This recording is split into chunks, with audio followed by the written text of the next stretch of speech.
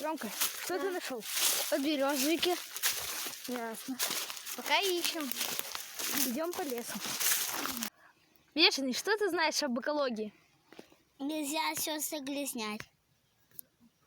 А что нельзя загрязнять и чем нельзя загрязнять? Нельзя загрязнять там химией. Ясно. Мусором. И нельзя лес там загрязнять, море, город. Ясно.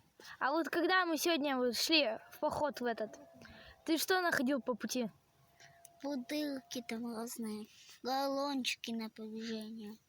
Напряжением. Ясно. А вообще, как ты заботишься об экологии? Ну, если мертвая береза, ее можно убить. А если живая, ее нельзя.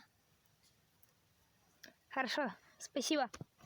Хорошо, что лес чистый. Можно грибочки собрать и отнести и маме. Нельзя ничего там загрязнять, нам Бог ничего не будет говорить.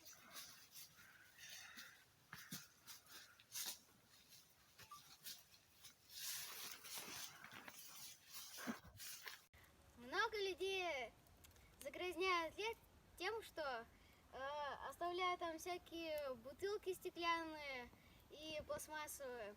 А нам очень нравится ходить по лесу, и нам приятнее будет, если меньше разных бутылок, железяк останется. Не надо мусорить лес, потому что могут погибать животные. Нам очень нравятся животные и грибы, и ягоды.